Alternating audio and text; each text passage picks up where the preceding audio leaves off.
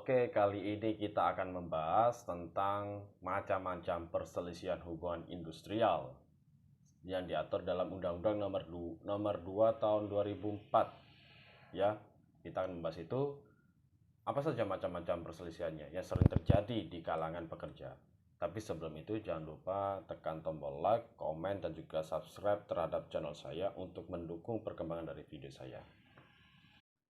Oke, dalam menjalankan sebuah bisnis di perusahaannya, kegiatan operasional dari perusahaan, itu bisa saja terjadi atau potensi terjadi perselisihan hubungan industrial yang dibuat oleh pihak pengusaha maupun dari pihak pekerja, begitu.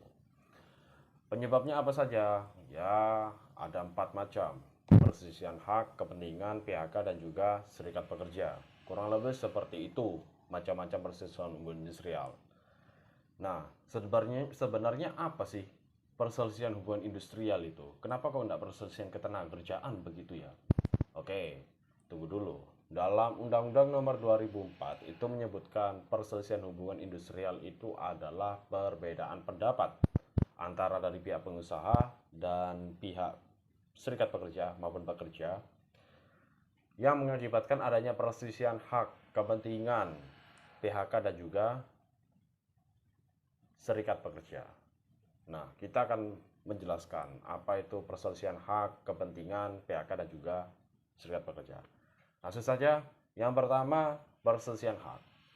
Perselisihan hak itu adalah perbedaan pendapat dari pihak pengusaha dan juga serikat pekerja diakibatkan karena tidak dipenuhinya hak berdasarkan perjanjian kerja, peraturan perusahaan, maupun perjanjian kerja bersama. Itu adalah perselisihan hak. Misalnya kalian nih tidak mendapatkan THR, begitu. THR-nya belum cair, padahal pemerintah sudah mencanangkan THR itu wajib diberikan H-7 dan lain sebagainya. Tapi nyatanya sampai H+7 gak dicari-carikan, begitu. Itu salah satu contoh dari perselisihan hak. Kemudian yang kedua itu adalah perselisihan kepentingan. Perselisihan kepentingan itu adalah perbedaan pendapat antara pihak pengusaha dan juga serikat pekerja maupun pekerja yang disebabkan karena perbedaan pemahaman atau penafsiran dalam tata cara pembuatan peraturan perusahaan maupun PKP. Nah, contohnya, misal nih, karena peraturan perusahaan atau PKB itu kan memiliki jangka waktunya adalah 2 tahun. Begitu berlakunya. Jadi kalau waktunya habis kita mau nggak kan harus berubah. Salah satu perubahannya itu contoh penentuan struktur dan skala upah yang ditentukan. Karena struktur dan skala upah itu kan mengikuti dari upah minimum kawasan atau UMP dari masing-masing setiap provinsi begitu. Karena untuk UMK itu dari setiap tahun ada mengalami perubahan dan sebagainya. Nah, perusahaan ini tinggal menyesuaikan saja apakah dia menerapkan itu atau tidak berdasarkan dia mampu nggak membayar gaji tersebut sesuai dengan karyawannya. Kurang lebih seperti itu. Ternyata ada mampu, ada perselisihan. Nah, di situ ada perbedaan pemahaman, tidak adanya persetujuan, gagalnya perundingan, maka bisa terjadi potensi perselisihan kepentingan. Kemudian selanjutnya ada perselisihan PHK.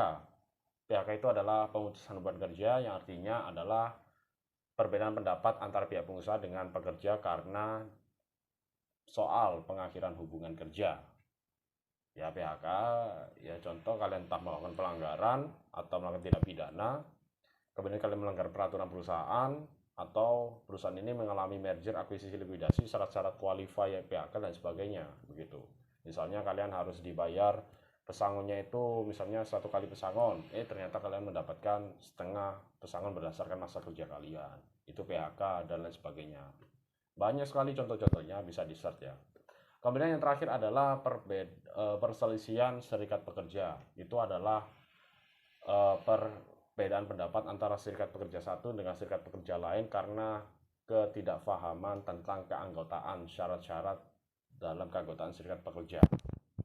Itu tentang perselisihan dari masing-masing hubungan industrial. Kurang lebih seperti itu ya. Ada 4 macam perselisihan hak, kepentingan, PHK, dan juga serikat pekerja. Nah, cukup sampai di sini video saya. Ini cukup mengedukasi, semoga bermanfaat bagi Teman-teman sekalian, jangan lupa tekan tombol like, komen, dan subscribe terhadap channel ini untuk mendukung perkembangan dari video saya. Terima kasih.